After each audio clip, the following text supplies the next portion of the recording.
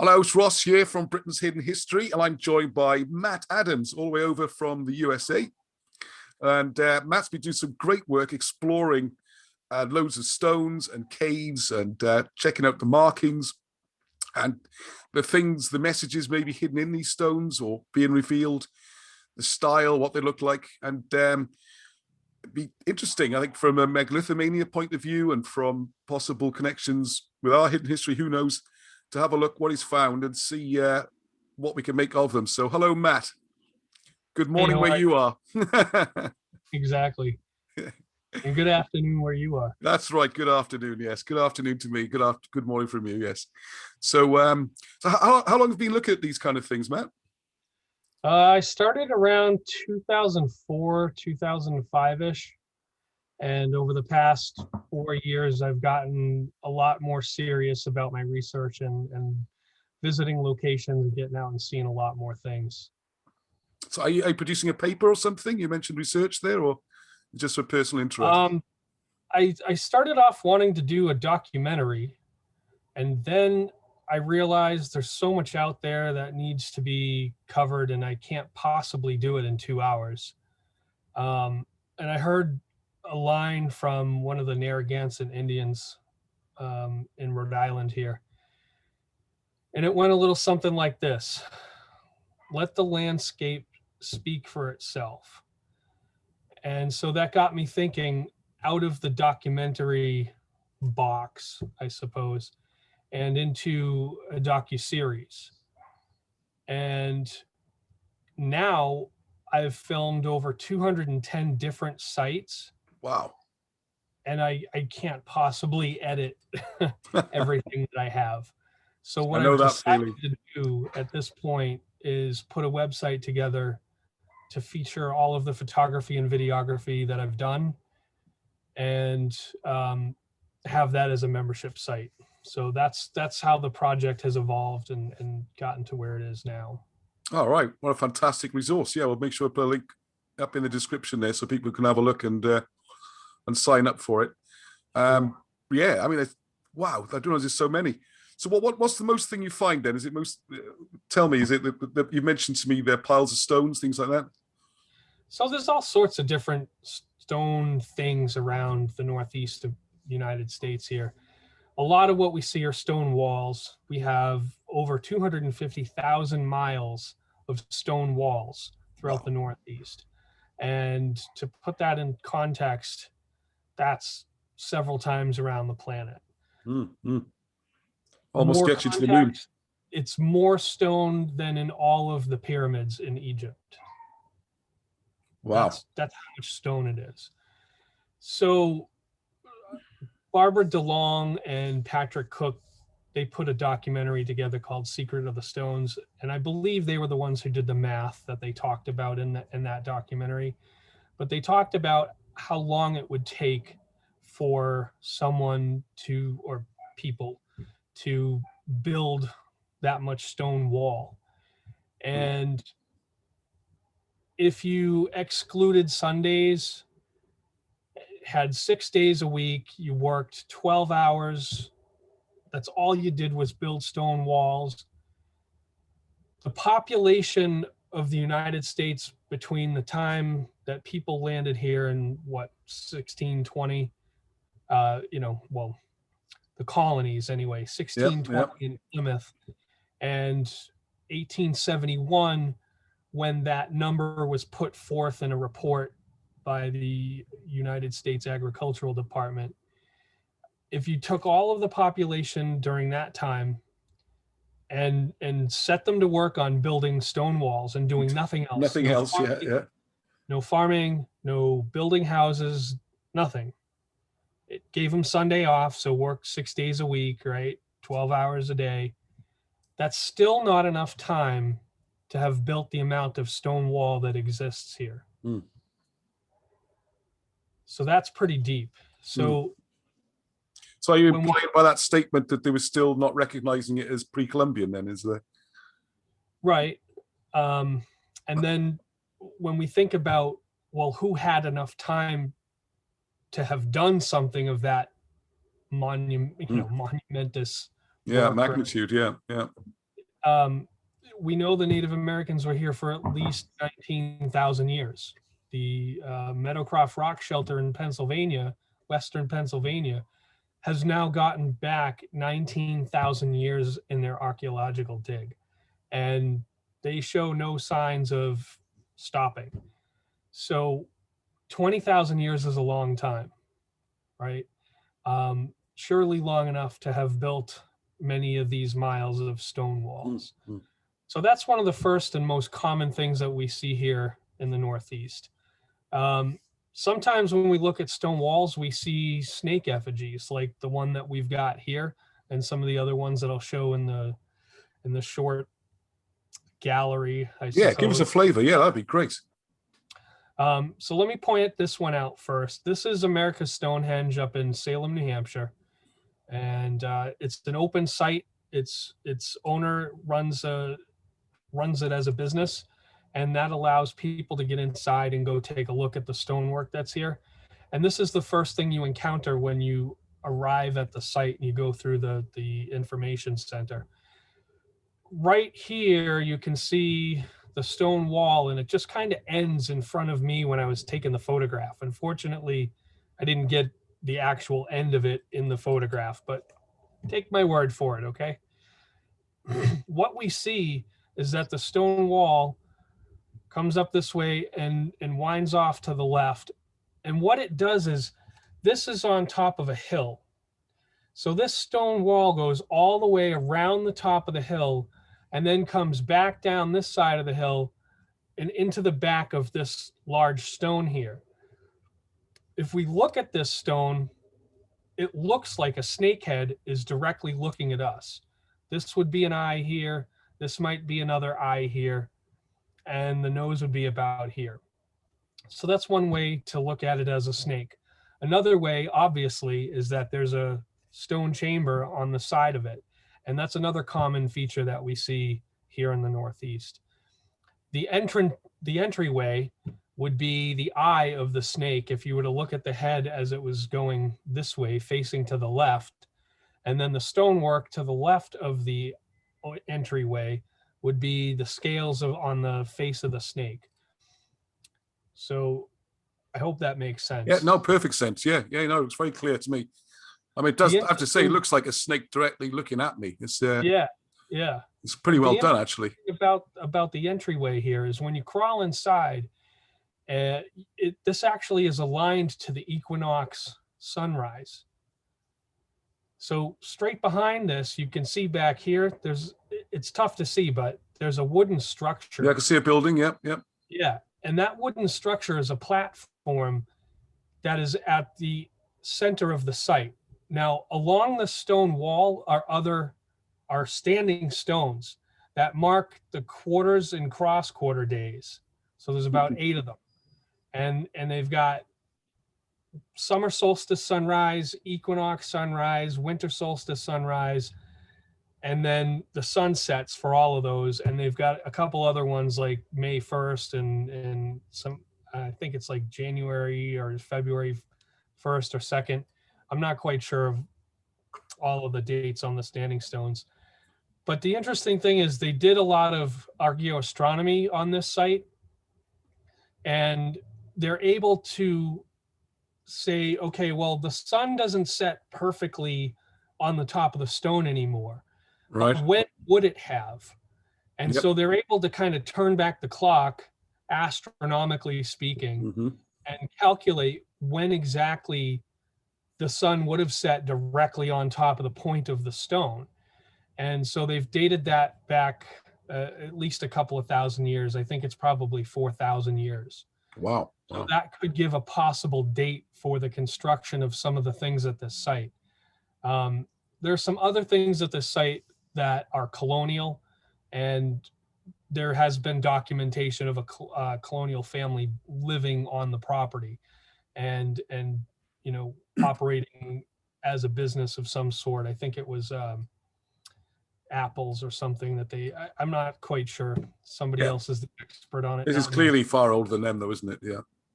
Right. Yeah. So this could possibly be a mixed site, which is something that I mentioned to you before we started recording.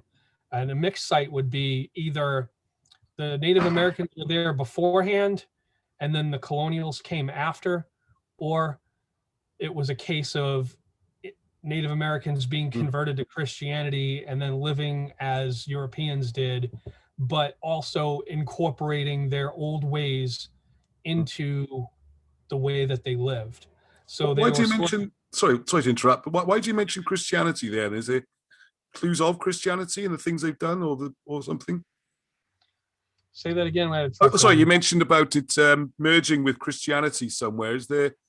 Yeah, so a lot of the Native Americans, the ones that survived, and I say survived because there were natural pandemics that they faced here, just due to the introduction of New diseases and stuff. Yeah. It just things that they'd never been exposed to and had no immunity to. Very early on, even in the 16 teens and 1620s, there were cases of pandemics going around where large percentage of the population, could have been up to 90% of the population of Native Americans in New England. Yeah, I've read that. Yeah, from incidental transmission of disease, or deliberate sometimes, tragically. Yes. Yeah. So then you have to account for the battles between the colonists and the Indians, and that went back and forth, and both sides did things that each other's culture didn't understand, and that led to the conflict between the Native Americans and the colonists. But you get that anytime you have two cultures that don't understand each other and living in the same space, get that kind of conflict. So those are the reasons that a lot of the population of Native Americans dwindled, and the ones that were left, sometimes they were given the opportunity to convert to Christianity. The religious thinking of the colonists back then was very puritanical, and any kind of, like, the Native Americans viewed the snake as a very sacred animal, but the colonists, Puritans and Christians, viewed the snake as the serpent of Eden, the devil. And so they thought everything snake serpent related was pagan. And yet again, there was another reason that the Native Americans were persecuted, because of their beliefs. So when you have that happening, you would have to, and you were a Native American and you had converted to Christianity, you would have to hide some of your old ways. Now, you wouldn't abandon them completely because they're the old ways. You're only converting to Christianity as a means of survival. Yes, practical measure, yes. Effectively, maybe some of them actually believed that the God of the Puritans, the message, was the true God. Maybe some of them believe that, but most of them probably did it as a means to survival, to stop being persecuted. So you had a blending of Native Americans into the European ways, and that could result in a mixed site. So those are the two ways that you would end up with a mixed site. So I say, do you see signs of Christian? Are you trying to say there's signs of Christian symbolism mixed in with this? Then is that what makes you think it's a mixed site? That's what I'm trying to say. Well, the fact that there's European tool marks in some of the stones up on the top of the hill. You've got you've got flat wedge marks, and you've got some other tool marks up there that the Native Americans didn't use metal tools on stone.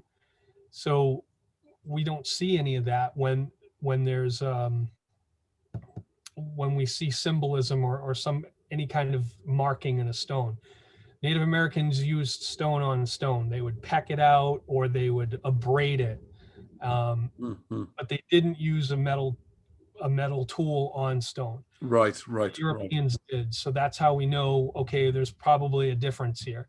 And again, with the historical documentation of there actually being a settlement up there in the 1700s, and a family working there and living there, that's the other evidence that exists that says that there were Europeans up there. Okay. So you think some of those Christian symbols or whatever you might have found would be later additions after the conversion or the colonists or something like that? Yeah, there's not really Christian symbols up there per se. Of There's this, but you signs of metalworking. I'm with you now. Okay, right. metal stoneworking. Yeah, exactly. Right, okay. So some of the ways in which stone was broken down, the metal tools leave indications that that's what was used to break the stone down. Okay. Um, so let's just kind of flip through here, right? Yeah, yeah. It's a stone snake head, and this picture is not so great. Looks a bit like a lion head I've got as well here, but I'll show you that another time. We've got an eye here in this area. We've got a nostril here. Definitely, yeah. Waiting for the arrow to get big. Yeah, I can see it. It's okay. It's like the arrows don't work so well on Zoom for some reason. Yeah. All right, there we go. And then we've got the mouth down here. The back of this stone appears to be cracked and broke open. It's probably natural. And then here you can see the stone wall running out of the back of it. And in the front, there's no stone wall running out of the front of it. When we get to the video, that'll show it a bit better. Okay. That not look like the head of a snake to you. So this is the same stone we were looking at. And you'll see a couple of different angles as I walk a little bit closer to it. That will show the stone wall runs into the back of it, but not out the front of it. As you can see to the right, there's no stone wall going off. Stone row. You can really see the head now. It's really starting to look like a snake now. Yeah, yeah. Came right up behind where I was standing. Didn't even notice it. And it just stops right there. This big rock through the So it's like just a tail trailing up the back of the snake.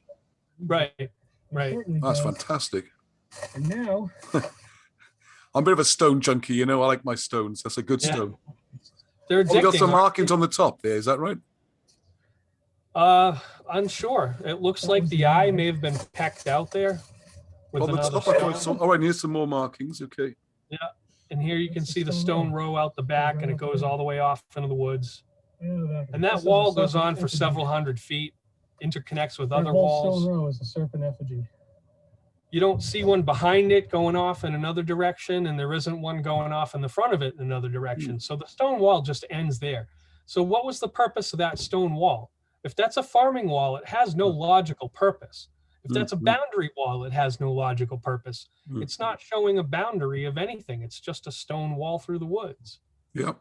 Why does it end right there at a boulder that has features that make it look like a snake's head? No, definitely looks like it's symbolic in some way, isn't it? Yeah, exactly. Whether ritual or serving some astronomical purpose, whatever, is well worth looking further at, isn't it? Could be. Here we've got another snake wall this time in Connecticut. Again, nothing coming out of the front of the boulder, and then off through the back, the stone wall runs out several hundred feet, and we've got what looks like the head of a snake. There might be an eye here, the mouth would be down here, the nose would be here. And it's interesting that the stone wall runs into the back of the boulder, not into the side of it at some strange angle or something. Why does it run into the back of it like that at that particular point? It's something worth considering. Definitely looks deliberate, doesn't it? Yeah. Yeah. Here's one in New York State. Oh, wow. This is the front of it, and you can kind of see how it resembles the front of a snake a little bit. It's not perfect. Like some of the other ones look a little bit better suited for the head of a snake. But when we look at it from the side in the next photo, this one here is just to show that there's no stone wall going out the front of it or the other side of it. Yeah. They're not a marker. This is the end of the wall, isn't it? Yeah. Right. Only in this other direction. And so here we have the same rock that we just were looking at the front of. Now it looks it's pretty big as well, isn't it? I mean, there's some effort going into shifting it. Oh yeah. Maybe it just landed there, and then they built a stone wall out of the back of it. Maybe they shifted it, maybe it landed there, who knows? And you can see from this angle, it looks a bit more like a snake head. We have a possible eye right here, and then the head, obviously. And the wall comes into the back of it and runs down the side of the cliff here. Again, if you're a farmer and you're building a stone wall as a property boundary, or for sheep or some other purpose, going down the side of the cliff here doesn't make a whole lot of sense. And it's No. actually really tough to do, to stack stone that way. And it just it just doesn't serve a logical purpose. Yeah, and the amount of effort wouldn't be worth it, would it? Right. If you're trying to keep sheep is this on some sort of mound or something? It looks, you mentioned no, it's just an outcrop of rock. It's sort of a hilly area and a lot of stone, crag and whatnot jutting out of the mountain, the hill. But we've got the stone wall running down here and then all the way out to the back here. And then it connects with other walls that may or may not be colonial farming, but they may also be Native American farming. The Native Americans had this method of crop shifting. So they would divide a parcel off into 4 sections, right. And each year they would plant 3 and burn 1. Classic rotation, yeah. Yeah, and they would rotate it. So, you've got some of that. As you should do with your own garden, yeah. Yeah. Don't put your potatoes in the same plot less than every 4 years, Exactly. So this one here we've got in Pennsylvania. Now, the interesting thing about this one is that this stone is on a drop off right here. This is about a 20-foot drop off. There's nothing in front. The whole thing looks quite steep, yeah. Right? When we look at it from this angle, you can see it drops off here. And even behind me, when I took the photo, it just drops. So we've got a similarity here as far as where the stones are. The other interesting thing about this one is that it's got kind of a horn on its head, and that correlates with the Eastern Cherokee and other Native American tribes legend of the Uktena. And the Uktena is the horned serpent. So this here could be the horn of the serpent. This might be an eye. But the other interesting thing about this stone is the natural weathering on it gives it a look. Age, yeah. It's snake scales. So how do we know it was natural weathering? Because we saw it on other stones in the area that weren't connected to a stone wall or anything else. So this stone wall actually runs up the hill. And again, it just ends here. It doesn't go off in any other direction. So if it was a boundary, you just go around it or something, yeah. Right. Can I just ask, do you have horned vipers in that part of America? No, that's just a Native American legend. Okay, there's no horned viper. And I'm just thinking back on the old Egyptian hieroglyphs, they have like a horn on a snake, but that could be a different snake. Okay, cool. So this wall goes on for hundreds and hundreds of feet, and it just kind of winds crazily around the mountain for no particular purpose. It's amazing. I'm amazed I don't see more coverage of this as well. And you've mapped some out. I was going to say, if you mapped some out, brilliant. Yeah. Now this is a different type of snake effigy. What we have here is the head of the snake down at the bottom. And what you can't see in the photo is that there's a stone eye and there's a stone tongue coming out of the mouth of the snake. Wow. But then the body wraps around the mountain, and this farm here is in between the hill. The body of the snake wraps around the side of the hill. If you were to see this on a topography map, the area here with the farm would be low, and then all of this would be high. Yeah, you can pick up some of that on there. Yeah. This part, you can see a little bit of a ridge here, and you can see it falling away again. There's like clearly a steep part of the hill here, isn't it? So this is a hill, or and then it drops down a bit, then it rises up again. Yeah, that's fantastic. Could you give an idea what sort of size that is? This is over the course of a couple miles. Yeah, that's fantastic. So again, no logical purpose for this if it was farming.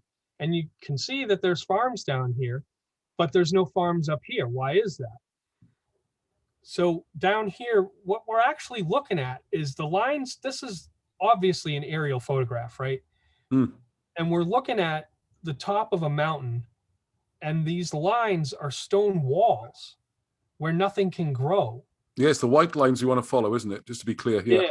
Yeah. So we can follow it all the way around. It's not perfect, obviously, but good. We follow it all the way around. And then eventually down here, it comes to a point. Fantastic. That's the tail of the snake. Yeah. Does that make perfect sense? Absolutely. There would be no other purpose for this, for these walls. It defies all other logical explanation. The interesting thing.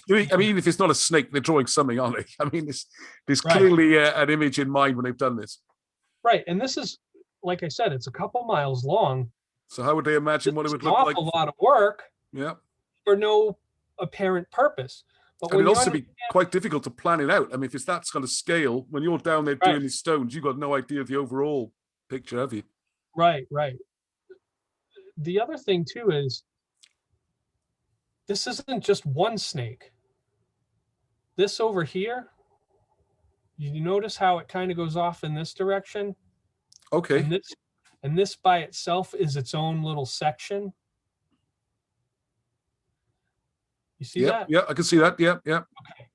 So this is either a snake that's entwined with the larger snake, and they're showing that it's mating, because that's how snakes mate. Mm-hmm. Or it's a possible baby snake. Either way, my belief is this is two snakes. It seemed to be, wouldn't it? Yeah. So that's that one. We've got another type of snake effigy here. This is a Native American stone snake effigy, and it's more in the shape of a cairn than a wall, or I guess it would be a wall. But we've got two stone bases here. We've got this one, and then we've got this one in the back. They're not the same stone. They're disconnected through this area here. On top of this one here, we've got the coil of the snake, the body of the snake. And right here, we have the highest point. And down here, we've got some stones that have fallen out of this area and probably off the top here. So my belief is that this was taller at some point, and the stones that were up here, a couple of them, a few of them are down here now. That would have been the tail of the snake, a rattlesnake, possibly. Okay. So we've got the coil here, and I can show you a different photo in a minute after we look at the head of the snake. I'll pull it up. Okay. But then the neck of the snake comes out from the coil here. It's piled up, and it goes over the break in the two stones, the two bottom stones. And then it comes out here, and then this stone is the head. And so I'll show you. So can I just ask you, do you say they're two separate stones? Do you think they've been moved, or is it just happen to be near each other? The large stones? Sure. Okay. Not sure. It could be an outcrop. It could be two stones that were moved. I will tell you this. Right in this area here, further off into the distance, there's the beginning of a stream. And so a lot of times what we find with the Native American stonework is that they'll go to the beginning of a waterway, the beginning of a stream. Now, perhaps there's a spring there, perhaps not, perhaps it's just all runoff, and that's where the stream begins. But we often find things at the beginning of a stream. Stone chambers, stone walls, stone piles like this, effigies, that kind of thing. We find them very often in those places. So that's one thing. And then another thing is further up the hill, we've got some stones that are sort of like this, but they're more shaped, more square, and they form a U shape. And those we believe are called dream beds. And you might pray. If you're a shaman, you might pray, or you might go into a trance, or hold some kind of ceremony there. And that opening is aligned to one of the solstices. I can't remember at the moment. Amazing. Could be summer solstice, but the fact that it points directly at where the sun rises shows that there was some possible forethought put into that, and it's not just a random type of stone configuration where things. Well, the snake's an interesting symbol, isn't it? Because I don't know so much about Native American cultures, but a lot of cultures, the snake is a symbol of rebirth because it actually physically sheds its skin. And it's like a new creature coming out from the old skin, isn't it? So maybe the birth of a stream would tie in with that, or the start of a new year, maybe the winter solstice, the old sun dying and the new sun starting. Yeah. Because the snake, there's not many animals quite like a snake where it just completely sheds, isn't it? Almost like a new creature crawls out. Yeah. So here's something that might tie into that a little bit. If you understand the Native American worldview, they viewed what we see as three worlds. The sky would be one world where rain, birds, and the sun and stars and moon all reside. Then you have, the earth where physical domain, where the people lived and trees grew and animals roamed. And then you have the underworld where apparently water might come out of the ground. If there's a spring, obviously there's something underneath the ground if there's a spring making the water come out. Okay. And the fact that the snake could travel between the underworld and this world, the middle world, they looked at the snake as an interdimensional being. It could go between both worlds. And so that makes sense. Yeah. That brings about the possibility that it was a messenger, that it could go back and forth in between and carry messages to the underworld and the middle world. So that could possibly be what lends to finding this here at the beginning of a stream. Yeah, I like that theory. Yeah. So here's the head. This is unmodified. What we've got here is an eye socket, and some of the details here you'll see in the next photo. It's a great stone. Actually make up the features of the snake. Yeah, and behind the ear, you got these things piled up as well, haven't you? Yep. And what you can't see here is that there's a hole inside, and that hole would have been for the horn. So they would have put maybe a branch or a bone or some kind of thing in that hole to be the horn of the snake. And that brings it back to the Yuctena. So different photos, same stone, different photo, different day. This is marked up to show you the markings on the snake and what they would have been and what, how it would have looked. And that's fantastic. Right here we've got a representation of the Eastern Diamondback rattlesnake. Just want a quick note that this photo was mocked up by a good buddy, Tim McSweeney. And he added the eye and some of the coloring in here to give the snake the details. You have to have a Tim working on your photos. It's compulsory. I've got a Tim Lewis. But you mentioned, so you might want to come on to this, but I know when we were talking, the boulders themselves, you think, could represent scales as well, isn't it? They right. One's behind the head. Yeah, so let's go back so we can see it all. Because I think that's a fascinating idea as well. Isn't it? Yeah, each one of these stones might represent a scale on the snake. I actually, when we get through this, I want to come back and show you some photos that aren't in this gallery. All right, keep going. Yeah, sorry. Yeah, so we'll come back to that. Yeah, I like that. I just wanted to miss out. Yeah, so all right, we're done. I'll just leave it on I don't know which one's the most interesting. This one. All right, so I'll leave it here for a minute, but let me dig up. Well, I like this picture because you can see the picture of the rattlesnake above it, so you get an idea of the shape of the scales and things. Yeah. Give me a minute and I'll pull up some other photos. Okay. I think I can pause a second. Hang on. I am. So you got some more photographs here. So this is. Oh, looks a bit like a squirrel, that one. Yeah, a little bit.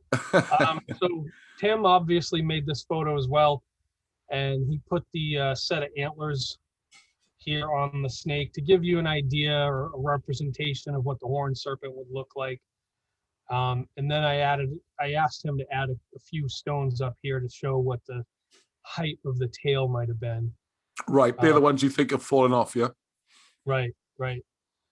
So we've got this one here, and then we've got this other one here, and you were asking about the patterns on the snake.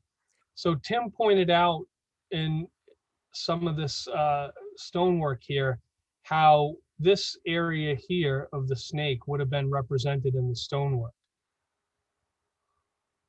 That diamondback kind of pattern. Yeah. And obviously the tail of the rattlesnake will go up here a little bit, and these are the fallen stones down here. So to give you an idea of what this looks like from the top, because you've only seen like the front angles so far, this is the body of the snake. This is the section we just looked at with the correlation to the diamondback pattern. The whole thing looks like a snake head, doesn't it, mine? Kinda, yeah. It's got that same shape This kind of outline here. down here, yeah. And Tim in one photo even put some snake eyes down here on the snake to Yeah, point because it at. seems like maybe an eye there and an eye there, and this one massive snake head sort of pointing this way. You'd imagine a tongue coming out of there or something. So then you've got the separation between this big rock here, and obviously the smaller rocks are on top of it, but down underneath you've got the big stone, right? Here's the break between the two stones, and you can see that the smaller stones go right over the break. This is the edge of the other big stone on the bottom, and it just kind of goes around like that. And then this is the neck of the snake, and then this is the head. Now, I've got another photo to show you. This here we think is an egg because it's in the front of the snake. And so this was another stone pile that it's fallen down now. You can see some of it here fallen down, but the work that's left here is intact. Oops. And what makes you think it's an egg then? Just the symbolism. It coincides, the snake and the egg, and yeah. got the Serpent Mound in Ohio, right? Mm. And they've got the egg at the front of it, I believe. Yep. It's just a different angle of the same That's thing. a big thing in Druidism as well for some reason, this idea with snake eggs and dragon eggs, and seems to be important there as well for some reason. Mm-hmm.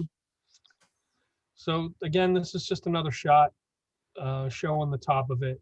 Here's the neck and the head, and then the coil of the serpent. Now, who knows? Maybe this is some kind of burial effigy. Maybe there are bones in here. I have no idea.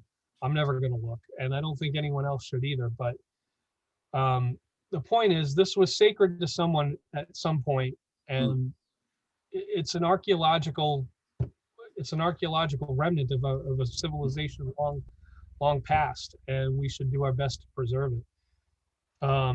Let me stop sharing this, and I'll share some more photos. Okay. I've got a lot more photos in the other one. All right, can you see the other one? Here we go. Yep. All right. Yeah. So to just good give dry you an stone idea, wall in there. Yeah. Yeah, just to give you an idea of the size of this, here I am, almost 6 feet, probably 5'11", right? And that's pretty big. I mean, this part here is way over my head when I'm standing here. Yeah, a lot of effort's gone into it, haven't they, as well? Yeah, and here you can see the possible egg that I talked about. And this may be another snake head down here with an eye and another eye and whatever. I mean, like all of this brush down here too, you can see we cut it all back. Like I said, we spent an hour and a half pulling leaves and vines and trees and all kinds of stuff off of this just to be able to photograph it, to show everyone. This was overgrown. Good for you. Make people aware of it. Yeah. Oh, I'm so glad you've done that. And to anybody watching as well, please make a record. It's so important. Yeah. You go back next time when it's gone or be messed up or something's happened, then you'd be really kicking yourself. Yeah. Another thing I find, which I'm sure you're doing already, is if you photograph or record a site, and then you go back maybe a few years later, is have a look to see if it's changed. Because that's worrying. I know a lot of our British sites, they shrink or bits disappear, and quite disturbing stuff can happen, and you need to be able to show evidence of that. Yeah, you can't see it now because we cut it down, but there was a tree right behind this area here next to me. Yeah, don't get me on trees. It was fallen over. There was another tree on this side, that was falling over. We cut those trees down Oh, and good effort. pulled all the brush back and just kind of cleared the area to Give it a stop chance. Yeah. yeah, to exactly give it a chance.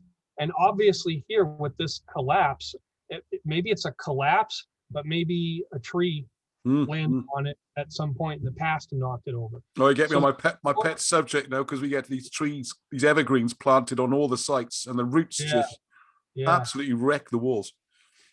yeah. So I'm going to go through some of these photos now. Yeah, they're Um, great. Let's go back a bit. New England I in the want to show fall you as some of well. the other Very things nice. in the area. We've got a lot of these other stone cairn type features. This was the first one we see on the way up the ravine.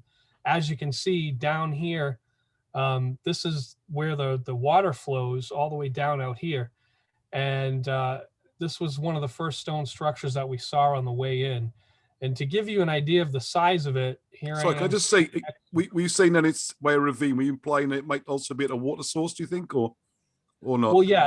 This is Right. this is us coming into the area where that stone snake is. So this is the first stuff that we saw on the Right, way in. okay. So we're going up the ravine. The ravine's in between two mountains. We're going up the ravine. and Right, this okay, is I'm with you now. Right, yeah. what we saw. Yeah.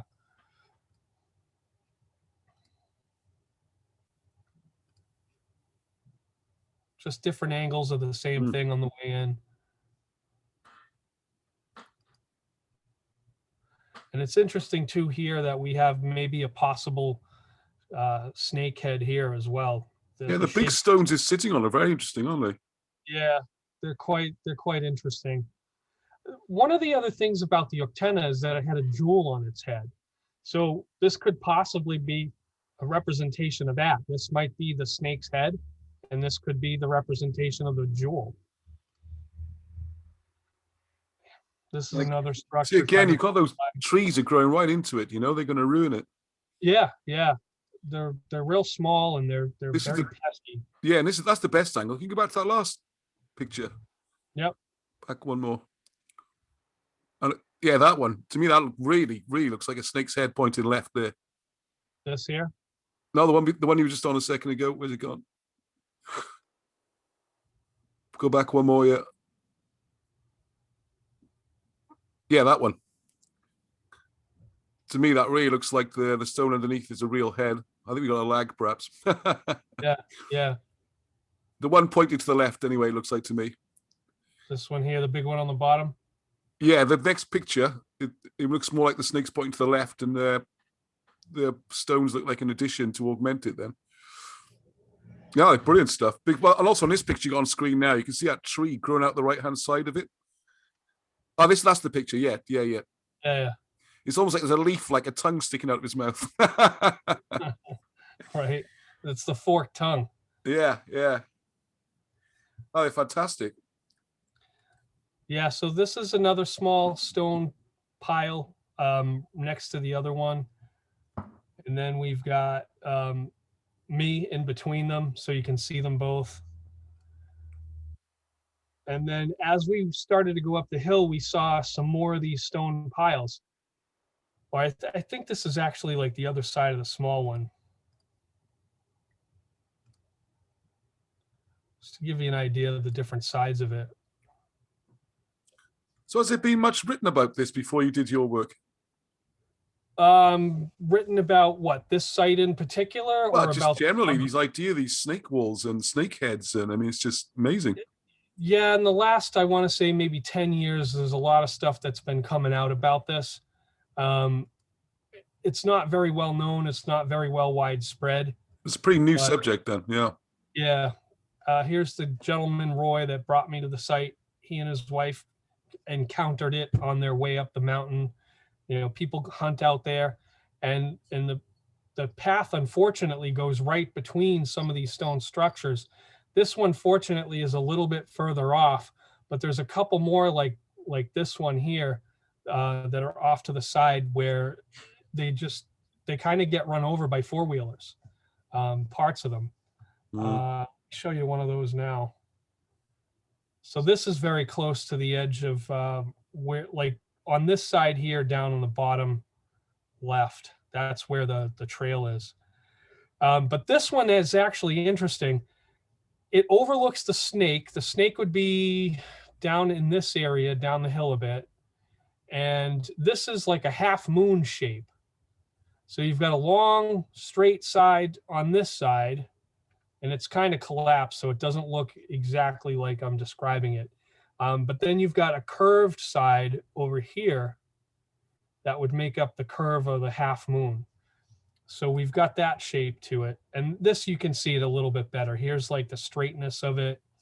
And then you've got the curve here kind of going around. And you can see how the path. Yeah, I can see the curve better on that one, yeah. Right. You see the two, like these are where the tires of the four-wheeler go. Yeah, I can see the tracks, yeah. Yeah, it just goes right by it. And it's going to clip it and stuff, yeah. Yeah, right here you can see some of the stones have fallen.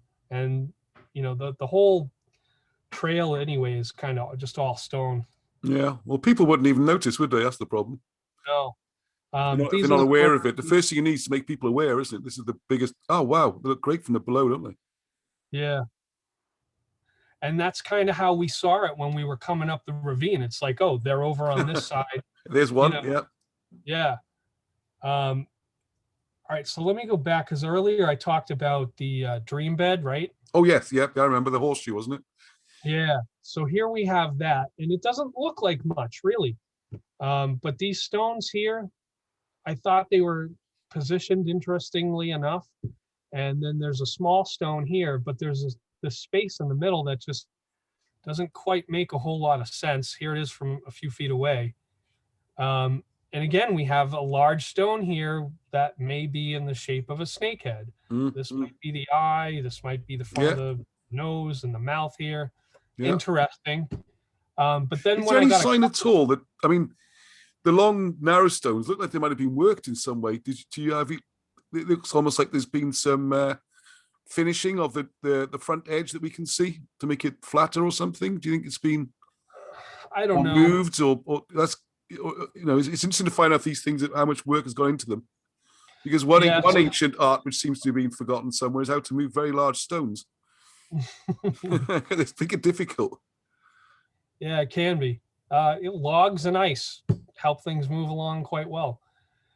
But the amount of moss growth that we see here on the stone, this was actually similar to the snakehead. That snakehead, when we found it, was covered in moss. We couldn't see any of the features. We couldn't see the eye or any of the other features there.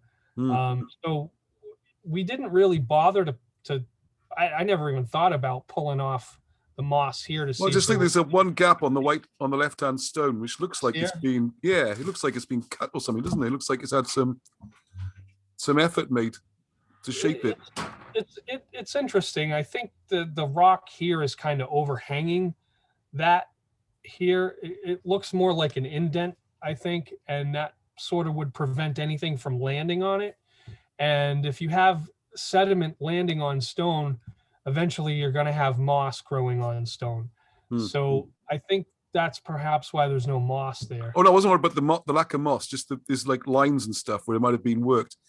And on the right-hand stone, as you look along the length of it, it's interesting to have a closer look to see if it was natural lines or if signs that someone's made an effort. Because I think your idea of it being some sort of bed in the middle is really interesting. Yeah. So who knows? Very difficult to tell. There's a lot of like natural geology that could explain that as well. This is the trap, isn't it? We've got to be careful. Yeah. Because we live in a rocky area, and sometimes you have to be, Yeah. So here's another small stone pile that, again, you can see the trail right here going right by it. This is another one that unfortunately has, some damage has been done to it. Maybe it's been because of the four-wheelers. Maybe it's been because just of time. And obviously there's brush growing out of it. So here we've trees will mess stones up. Trees will beat stones in a contest, I'm afraid. Oh, yeah. Here we've got a larger view of the same thing. Again, the path going right by it. I think we saw this one earlier. But, yeah. So let's go back to the dream bed for a second here. When I was sitting in this area here and taking a compass reading, that's when I was able to say, okay, well, this, from looking out of it the other way, there's a small portion of the sky that you'd be looking at if you were sitting in that. And obviously they could have pointed stones in any direction. If those stones were placed there on purpose, you have to wonder why they were placed in that particular position, and why it would line up with a solstice or equinox. And the interesting thing is, this site is in West Virginia. I've seen stuff like this in Connecticut and in Massachusetts. And the one in Connecticut, I was able to get a reading off of, and it pointed to a solstice. And the one in Massachusetts, that unfortunately was before I started looking for that kind of thing. So I have to go back to that one at some point and get a reading. But yeah, I've got some software. I'll send you a link. You might, it's one of the ones that was shared in Megalithomania, where you can go to any spot and it'll kind of, you can move around the horizon and see which way things are pointing. And then what's great about it, it ties in with the solstices and equinox. So it might save you a trip. You can sort of line it up and go, all right, it points to the equinox. Or, you're right. And it's also worth bearing in mind, if it looks a bit off, sometimes it's not really off. It's just it's pointing at something else. I know that sounds crazy, but it's worth drawing a line on the map as well, directly down the middle, as if it was a gun sight, and see if it hits onto a point. You might be surprised, because there was one pointed out in the lectures last weekend where there was an ancient thing, and I don't know how they did this one either, where it aligns, but it's off for the sunrise. And then the bloke got a map out and drew a straight line, and it pointed at Ben Nevis, the tallest mountain in Scotland, which you can't see from the site. So these ancients, there might be a similar thing here. You know, these ancient, they had ways of knowing things and doing things. It's sadly lost. It is definitely worth alignments. I'm just seeing all those trees there. You don't know how much of this is hidden going further up the hill as well. Right. And obviously, do you have? Sorry, can I suggest one more thing? You might have access to it. Is see if there's any? Have you looked to see if there's any lidar scans for these areas? Because a lot of those are available online.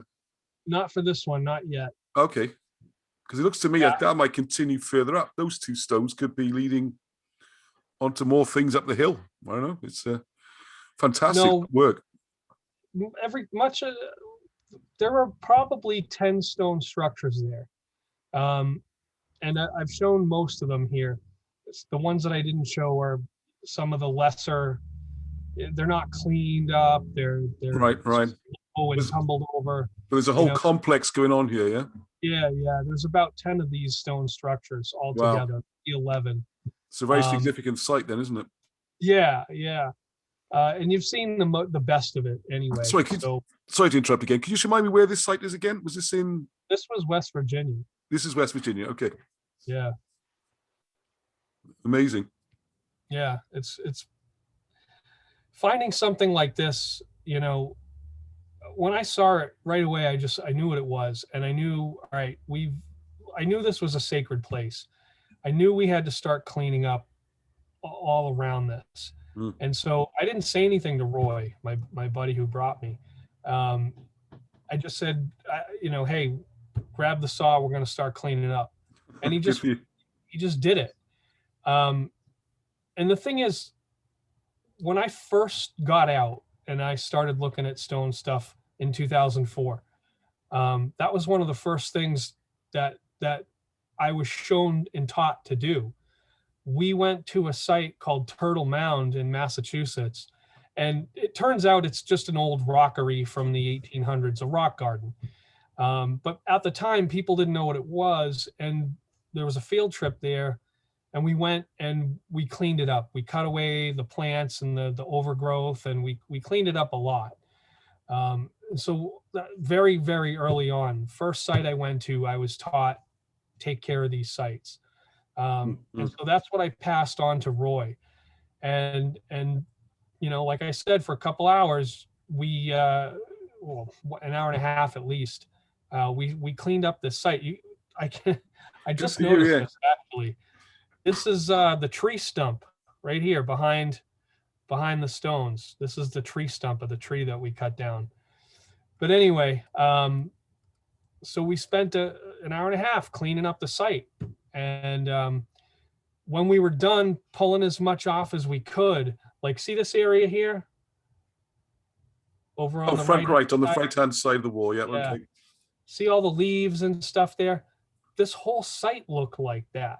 So we cleaned as much off of this as we possibly could to prepare it to be photographed. But anyway, when we were done, I came back to about the same vantage point that this photograph was taken from. And I said, all right, Roy, what do you see? And he couldn't comprehend it yet. He didn't understand what it was. And so I let him think about it for a minute. I let him struggle with it to try to see what it was. And, you know, some time goes by and he goes, all right, I don't see it. You're going to have to tell me. So I pointed it out to him. I said, it's a stone snake. And he still didn't get it. I said, here's the head. This is the neck. This is the body. Here's the tail. And he just lit up. Yeah. Like he got it. And once you're taught to see things in a different way, you can't not ever understand it again, if that makes sense. Like you can't go back to that place where you don't get it. Yeah, no, we have a similar thing near us with a lionstone. Once you've seen the lion, it's just a lionstone, you know, that's... Right. So yeah, that was brilliant. That was West Virginia and a bunch of other cool stuff. Anything else you want to talk about? It's fantastic. I just wonder if you no, I think that's brilliant. That's really interesting. I'm gonna good look at those pictures and that. Thank you very much. I just one thing I would say, have you I might not have done this yet, but if you do a did you mention you have an overall plot on Google just showing if they form an overall pattern or scheme or something like that? Have you ever tried that? There might be some method to the overall thing, you know. It might not just be. We were able to plot them on Google Maps, and there's really not much that we can tell that it might be. It just seems to be kind of, you know, there's those two on the other side of the ravine on the way in, and then there's the rest of them, like 9 or so of them, 8 or 9 of them on the other side of it. The snake here, the possible egg, and then the other ones are all sort of off in this direction to the right. Didn't seem to make any kind of pattern that we could recognize, but that doesn't mean anything. David Johnson just put out a book, I think last year, and it talks about a lot of these stone piles and stone structures, and he explains them in a way that makes a lot of sense, for one, whereas any other explanation doesn't make as much sense. And he uses a technique called dowsing to sort of arrive at the conclusion that he does about what they might mean. And so I had already mentioned the correlation between the beginning of the river, that, you know, there's the stream coming down the middle of the ravine. Water sources, water sources. One of the methods of dowsing is to track the movement or flow of underground water. Absolutely, yes. And so he's studied things all over both Americas. He's studied things in Chile and Peru and Alaska and up here in the Northeast and in New York and a couple other states. And he has found patterns that replicate themselves that he discovered dowsing. In the water, Dowsing isn't something that I know how to do. And it's not something that I really believed in because, again, you know, show me replicable results, right? David was able to do that in his book. And so he even says, look, I don't know how dowsing works, but I know it gets the results that it gets. And here's all the case studies in his book. So that's something we, I'm the same as you. A few years ago, I thought it was a load of hocus pocus nonsense, but I've seen so much evidence the last few years that dowsing works. And one thing I discovered recently was that in the repair guys who have their vans going around looking after the water and the gas and that kind of thing, they have a set of these in the backs of the vans. And if they're trying to find a pipe or something, they get the dowsing rods out and they find it. Officially, it doesn't work. Unofficially, they're using them all the time. So, and they do work. I got a friend who sadly passed away last year, and he was brought up on a farm. And if he was looking to dig any kind of well for his animals, he just get Yeah. 2 bits of wood. And there's certain, I can't remember which tree particularly, I think it was a hazel he preferred. Yeah, yeah, yeah. And he just find the water and throw them away. It was just part of his day. Didn't think anything of it. Just Wow. always done it all his life. So Yeah, yeah. I've learned to have a rethink about a lot of these things. Yeah, They're there's worth something paying there. attention to. To me, it's all about the evidence. You know, if you've got the evidence and you can repeat it and you can show it over and over again, all right, there's something there. Yes. You know? I've taken up different people on different days to the same sites and asked them to go ahead without any clues, and they come up with the same answers. Then you start to think, don't you? Yeah. That's Then you like start yourself. I looking- like to see things repeated by different people. And you start thinking, well, okay.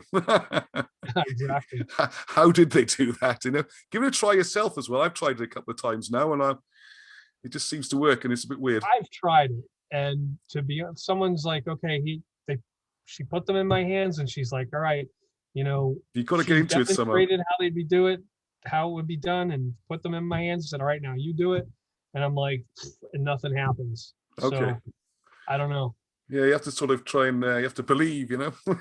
Yeah, right. Excellent. Oh, that's really wonderful. Thank you. Yeah, And I'm sure. looking forward to see what comments and questions and that we get. It's Yeah, the snake again, isn't it? This keeps coming up everywhere. Seems to be, like I was saying, well, I'm not sure if we were recording at the time, about the whole snake. It seems to be a symbol in many cultures, because this possibly, sheds its skin and a new life is born, isn't it? It's a wonderful visual image of rebirth. And you mentioned tied in with the roots, the sources of the water and things like that. Fascinating. Yeah, well, thank you very much. No, sorry. Yeah, so I would implore your viewers to follow up and just YouTube some videos on the Uktena legend of the Native Americans, or the Cherokee and some of the other tribes. It's not just with the Cherokee. It is, throughout a lot of the tribes, but the story varies from here to there, and there's sometimes different legends in different tribes.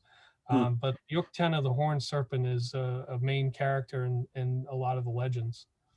So have you got this website you mentioned? Have you got it up and running yet? I'm still building it. So Okay. I've got 20,000 photographs to go through. Wow. Or more. And I've got hundreds of hours of videos to scour. And what I'm trying to do is build like a treasure hunt, so to speak, Right. Yeah. Like follow me along as I investigate all of these different sites and see what we can find. I think we talked off camera about the stone chambers and the root cellars and whatnot. Yeah. We'll have to do another one about that, I think. That's another interesting area. We'll do it on another day, I think. That really interested me, because the chambers and the things you got here, you can actually get inside and have a look and everything. I think that's I saw you crawling into one on your channel. Oh yeah, they're not quite so easy. No, it was a really small place. Yeah, or a cave probably or something. Yeah, excellent. Yeah. All right, we'll come back and do that one again. Thank you very much. I've really enjoyed it. I'm fascinated. So thank you, and let us know when the website's up as well. And don't forget, perfect is the enemy of good. Yeah, exactly. You can spend a lifetime and not get your website up there. Just go with it. Go with it. I'm making strides on it now. I've got a lot of the technology in place to be able to deliver what I'm trying to deliver, and it's just a case of putting more photographs in and putting more videos in, and it's just time to build it. So, that's what I'm focused on now, and that's what's happening. But I can see you're very dedicated to it. Yeah, come along to the 90 or so stone chambers that I've already been to. And, most people only get to a handful.